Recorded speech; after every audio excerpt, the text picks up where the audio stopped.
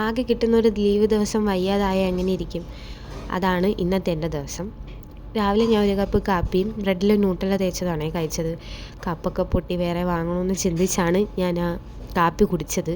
ശേഷം ഗുളിക കഴിച്ചിട്ട് ഞാൻ കിടന്നു. ഫുള്ള് കിടപ്പായിരുന്നു കേട്ടോ. ഇന്ന് ലഞ്ച് മെയ്ഡ് ബൈ എൻ്റെ റൂംമേറ്റാട്ടോ. ഫസ്റ്റ് ടൈം കുക്ക് ചെയ്യാണ് ആൾ. പക്ഷെ നല്ല ബിരിയാണി ആയിരുന്നു. ഞാൻ പറഞ്ഞു കൊടുത്തു. പിന്നെ അതിൻ്റെ കൂടെ ഉള്ളി അച്ചാറും തേങ്ങയുടെ സാലഡും മാങ്ങാച്ചാറും പിന്നെ ഇത് രാവിലത്തേക്ക് പുഴുങ്ങിയ മുട്ടയാട്ടോ. അത് ഞാൻ കഴിച്ചില്ല. അത് ബിരിയാണി വെച്ച് അങ്ങ് അഡ്ജസ്റ്റ് ചെയ്തു. നല്ല ഫുഡായിരുന്നു. ഞാൻ ഇന്ന് ഇടയ്ക്ക് ഒന്നും കഴിച്ചിട്ടില്ല.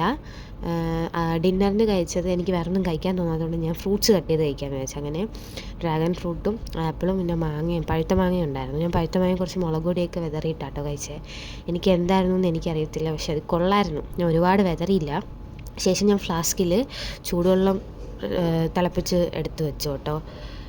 ഇതിപ്പോൾ എനിക്ക് ഒഴിക്കാൻ അറിയാത്തതിൻ്റെ കുഴപ്പമാണ്. എന്നാലും ഞാൻ ആപ്പിൾ ജ്യൂസിനെ കുറ്റം പറഞ്ഞു.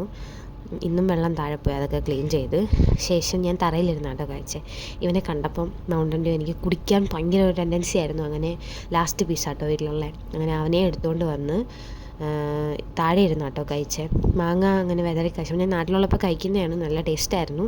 ഡ്രാഗൺ ഫ്രൂട്ട് ചതിച്ചു.